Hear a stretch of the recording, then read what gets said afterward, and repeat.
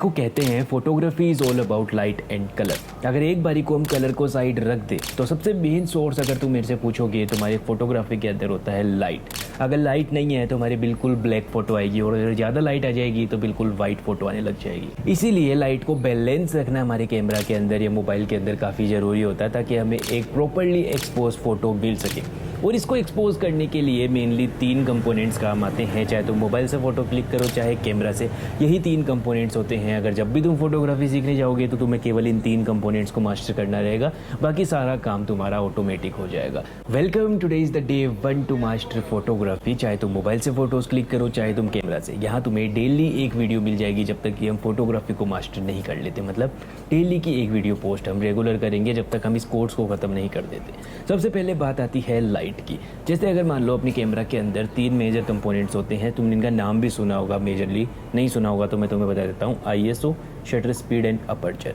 जो 2 कंपोनेंट्स होते हैं वो हमारे कैमरा के होते हैं, एक कंपोनेंट हमारे लेंस का होता है। इसीलिए जब भी हम मोबाइल्स के अंदर फ़ोटो क्लिक करने जाते हैं तो हमें जो लेंस वाला फैक्टर होता है वो चेंजेबल नहीं मिलता है, केवल हमें 2 फैक्टर चेंजेबल मिलते हैं क्योंकि वो इन बिल्ड डिवाइस के अंदर आते हैं। तीसरा फैक्टर अलग से लेंस के अंदर डाला जाता है, इसलिए वो हमें अपने मोबाइल के अंदर देखने को नहीं मिलता है। तो सबसे पहले हम इन 2 कंपोनेंट्स की देख लेते हैं ताकि दोनों लोगों के लिए कंफर्टेबल रह जाए कि अगर तुम मोबाइल से सीखना चाह रहे हो चाहे तुम कैमरा से, तो दोनों चीज़ें तो तुम्हें सीखनी ही पड़ेगी। लेकिन इन तीनों को मैं तुम्हें एक प्रॉपरली एक सिंपल से एग्जाम्पल से समझाना चाहता हूँ क्योंकि उसके बाद में ये तुम्हारे लिए सारी चीज़ें हलवा हो जाएगी। लाइट और जो तीनों कंपोनेंट होते हैं जो हमारे कैमरा और मोबाइल के अंदर लाइट को कंट्रोल करने का काम करते हैं, उनको मैं बड़े ही सिंपल तरीके से एक छोटे से एग्जाम्पल से तुम्हें समझाना चाहता हूँ। मान लो कि मैंने तुम्हें एक बंद कमरे में बंद कर दिया, मतलब चारों तरफ से बंद है, उसमें लाइट आने के केवल 3 सोर्स है। एक तो खिड़की मैंने उसमें लगा रखी है, एक उसमें गेट लगा रखा हमने प्रॉपरली, कोई दिक्कत नहीं है, ठीक है। एक आ रखा है उसके अंदर इनबिल्ट बल्ब। जैसे लाइट खत्म हो जाती है बाहर के साइड में तो हम बल्ब को जला के भी हमारे कमरे में लाइट ला सकते हैं। तो मान लो कि सबसे पहले हमने एक खिड़की खोली, ठीक है। अब जितनी खिड़की हम खोलेंगे उतनी लाइट हमारे कैमरा में आएगी, जितनी ज़्यादा खोल देंगे तो उतनी ज़्यादा लाइट हमारे कैमरा के अंदर आएगी, मतलब कमरे के अंदर आएगी, ठीक है। उसी तरह काम करता है हमारे कैमरा में अपर्चर। अपर्चर को हम सबसे पहले इसलिए देख रहे थे कि ये दोनों में डिस्टिंक्ट है ना, तो हम इसको पहले ही कवर कर लेंगे, बाद में जो कॉमन फैक्टर्स है उन पे ऊपर बात कर लेंगे। अपर्चर हमारे कैमरा का फैक्टर नहीं होता, हमारे लेंस का फैक्टर होता है। ये हमारे कैमरा के अंदर एक खिड़की की तरह काम करता है। मतलब ये एक होल होता है हमारे लेंस के ऊपर जिसको तुम जितना वाइड करना चाहो वाइड कर सकते हो, जितना क्लोज करना चाहो उतना क्लोज कर सकते हो।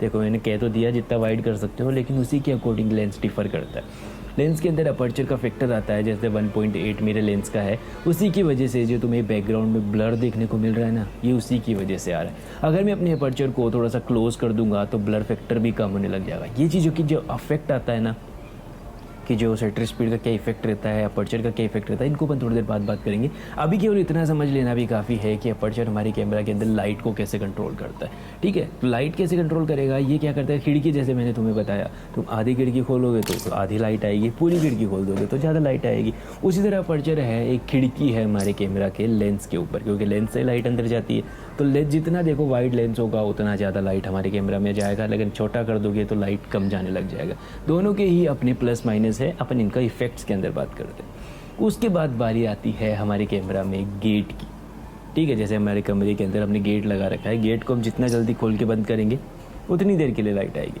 जितना देर के लिए खुला रखेंगे उतनी ज़्यादा लाइट आएगी। मान लो मैंने 1 सेकंड के लिए खोल के बंद कर दिया, बहुत कम लाइट अंदर आई लेकिन लाइट आई, ठीक है। उसी तरह काम करता है शटर स्पीड हमारे कैमरा के अंदर। शटर स्पीड क्या होता है, कब वो बैरियर होता है हमारे कैमरे के ऊपर, एक शटर होता है। मतलब मान लो मैंने 1 सेकंड में इसको ओपन करके बंद करना तो ये 1 सेकंड में बंद हो जाएगा, ठीक। उसी तरह शटर होता है हमारे कैमरा के ऊपर जो लाइट को सेंसर से डिफ्यूज़ कराता है, मतलब टच कराता है। जितनी देर के लिए लाइट सेंसर को टच करेगी उतनी ज़्यादा ब्राइट इमेज आएगी, जितनी कम देर के लिए करेगी उतनी डार्क इमेज आएगी। लेकिन अगर सफिशिएंट टाइम के लिए करेगी तो एक सफिशिएंट एक्सपोजर वाली फ़ोटो हमें मिलने लग जाएगी। तो ये था शटर स्पीड का काम। शटर स्पीड के इफेक्ट क्या होते हैं कि हम लॉन्ग एक्सपोजर फ़ोटोज़ ले सकते हैं। काफ़ी जो नाइट फोटोग्राफी होती है वो सारी शटर स्पीड के ऊपर डिपेंड होती है, क्योंकि अगर हम बाकी फैक्टर्स को चेंज करेंगे तो हमारी फ़ोटो की क्वालिटी थोड़ी सी डिफर हो सकती है, लेकिन शटर स्पीड को चेंज करने से क्वालिटी पे कोई फ़र्क नहीं पड़ता है। अब बारी आती है हमारे बल्ब की, क्योंकि मान लो कि चारों तरफ अंधेरा हो गया है, रात का टाइम हो गया है, लाइट चारों तरफ कम हो गई, गेट खोल दो, खिड़की खोल दो, कोई फ़र्क नहीं पड़ रहा है, लाइट है ही नहीं बाहर तो अंदर आएगी कहाँ से। इसीलिए हम यूज़ करते हैं हमारे कमरे में लगा हुआ बल्ब, जिसकी वजह से पूरा कमरा वैसे ही लाइट अप हो जाता है जैसे दिन के अंदर हो रहा था, लेकिन थोड़ा सा अलग तरीके से। ठीक है, लाइटिंग में कलर कुछ अलग दिखने लग जाते हैं, कुछ चीज़ें अलग हो जाती है, मतलब आँखों को उतनी अच्छी दिखती नहीं है चीज़ें जितनी अच्छी वो नेचुरली होती है, जितनी अच्छी वो डे लाइट के अंदर दिखती है। उसी तरह काम करता है हमारा ISO भी। जैसे आजू बाजू लाइट कम हो जाती है तो हमारे कैमरा के अंदर हम ISO को बूस्ट करके, ISO होता क्या है, हमारे सेंसर की सेंसिटिविटी होती है। जैसे मान लो कि ये स्किन है, इसको मैं ज़्यादा सेंसिटिव कर दूंगा तो कोई छोटी सी चीज़ भी इसको टच करेगी तो इसको इफेक्ट करना शुरू कर देगी। उसी की तरह होता है ISO हमारे कैमरा के अंदर। वो क्या करता है कि छोटी सी छोटी लाइट भी जब उसको दिखती है ना, जब उसकी सेंसिटिविटी बढ़ जाती है तो उसको कैप्चर कर लेता है। तो आर्टिफिशियल तरीके से हम हमारे कैमरा के अंदर लाइट ऐड कर सकते हैं। तो इन तीनों फैक्टर को मिला के हम एक्सपोजर ट्राइंगल बनाते हैं कि अगर ये तीनों बैलेंस है तो हमारी फ़ोटो प्रॉपर्ली एक्सपोज आएगी। अगर एक भी फैक्टर ऊपर नीचे हो रहा है तो हमारी फ़ोटो में लाइट या तो ज़्यादा आएगी या कम आएगी। इसको या तो ओवर एक्सपोज फ़ोटो कहते हैं या तो अंडर एक्सपोज फ़ोटो कहते हैं। अब इन सभी का अलग अलग तरीके से इफेक्ट भी होता है। ऐसा नहीं है कि हम सभी को बैलेंस करके एक अच्छी फ़ोटो ले लेंगे, जैसे बैलेंस हो गया वैसे अच्छी फ़ोटो आ गई। मान लो तुमने 1200 ISO कर दिया और शटर स्पीड कर दी 1/6 और इस पर बैलेंस फ़ोटो आ रही है, लेकिन वो फ़ोटो किसी काम की नहीं आएगी, क्योंकि अगर तुम्हारा सब्जेक्ट थोड़ा सा भी मूव कर गया तो तुम्हारी फ़ोटो ब्लर हो जाएगी। और ISO 1200 करने की वजह से ग्रेन्स तुम्हारी फ़ोटो के अंदर आ जाएंगे, जो सबसे बुरी चीज़ होती है। जैसे मैं तुम्हें इसको एक अलग एग्जांपल से बताऊँ ISO को। जैसे मान लो कि तुम किसी माइक्रोफोन में बोल रहे हो, अभी जैसे मैं अपने माइक में बोल रहा हूँ, लेकिन मैं इसको जैसे अपने पास ले आऊँगा एम्पलीफाई करने के लिए अपनी आवाज़ तो एम्पलीफाई हो गई, लेकिन मेरी सांस की आवाज़ भी तुम्हें सुनाई दे रही होगी, आवाज़ बिल्कुल घटिया सी हो जाएगी। आवाज़ तो बढ़ गई ना, पर हमें तो बढ़ाने से मतलब था।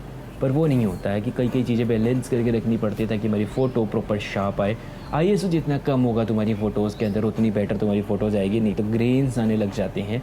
वो ग्रेन्स क्या होते हैं कि जैसे सेंसर के ऊपर जो तुम्हें पॉइंटर्स दिखते हैं ना, वो तुम्हारी फ़ोटो के ऊपर नज़र आने लग जाते हैं, जिसकी वजह से ये काफ़ी अजीब सी दिखने लग जाती है, फटी फटी सी फ़ोटो आती है। जैसे तुमने रात में कई बार फ़ोटो लेने की कोशिश करी होगी तो उसमें ग्रेन्स आते हैं। तो ये सारी चीज़ें हम आने वाले टॉपिक से अंदर बात करेंगे। हम रेगुलर वीडियोस अपलोड करेंगे, डेली की एक वीडियो तुम्हें मिलती रहेगी।